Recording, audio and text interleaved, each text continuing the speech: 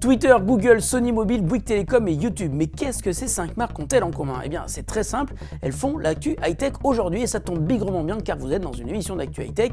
Le monde est quand même bien fait, tout comme cette émission et ça c'est vous qui le dites. Bonjour à tous, nous sommes le mercredi 11 décembre 2013 et bienvenue dans le 565e numéro de Fresh News.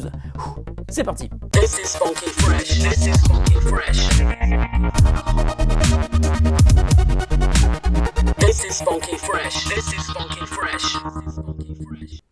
Une nouvelle version majeure de l'appli Twitter vient de débouler sur iOS et Android et attention, Twitter confirme en partie les rumeurs qui couraient depuis quelques jours, la messagerie privée évolue.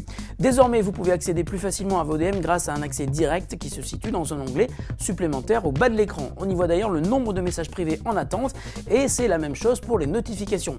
L'ajout de cet accès direct au DM permet de gagner du temps quand on passe des messages privés au flux d'actualité, mais la grosse nouveauté concerne toujours les messages privés.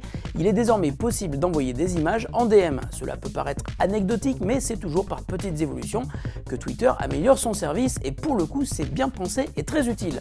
Vous pouvez donc envoyer et évidemment recevoir des images figurant dans la galerie photo de votre smartphone. En revanche, on ne peut pas encore prendre de photos en direct. Sur iOS, Twitter ajoute également des notifications lorsque vous êtes mentionné, lorsque vous recevez un DM ou lorsque l'un de vos tweets est mis en favori. Et sur la version Android, il est possible d'activer les notifications d'un utilisateur qui vous intéresse en particulier. N'hésitez pas d'ailleurs à me suivre sur Twitter si vous avez des questions à me poser, je réponds en général assez vite. Après les Google Nexus, le HTC One, le Samsung Galaxy S4, un nouvel appareil rejoint la petite famille des smartphones d'exception qui héritent d'une version pure Android, compatible avec tous les opérateurs et sont distribués par Google. La substantifique moelle de Android se décline désormais sur le Sony Xperia Z Ultra présenté en version KitKat 4.4 et c'est donc un peu la consécration pour ce phablette du constructeur japonais qui est d'ailleurs l'un des plus beaux smartphones jamais sortis. À l'intérieur, rien ne change, le Xperia Z est surpuissant, il est l'un des rares smartphones à être équipé d'un Snapdragon 800 comme le LG G2, le Xperia Z1 ou le Galaxy Note 3 de Samsung. Mais attention, le ticket d'entrée est tout de même affiché à 649 $, ça fait très cher pour s'offrir un appareil dénué de toutes les fonctionnalités logicielles spécifiques proposées par Sony sur son interface maison et il est tout de même 2 fois plus cher qu'un Nexus 5. A noter que du côté des tablettes, c'est LG qui a l'honneur d'une version Google Play de sa superbe G-Pad. Gagner des nouveaux clients c'est bien, mais faire plaisir aux clients déjà acquis, je vous assure que c'est encore mieux. Et c'est exactement ce qu'a décidé de faire Bouygues Telecom ce week-end. En effet, les 14 et 15 décembre, tous les clients Bouygues Telecom pourront bénéficier d'un accès internet entièrement illimité sur leur mobile. Il leur suffira pour cela d'éteindre et de rallumer leur smartphone samedi matin.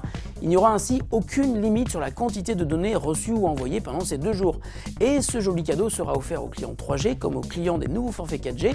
À ce sujet, je vous rappelle que cette semaine, Bouygues a ajouté l'accès à la 4G sans supplément de prix à ses forfaits 4G.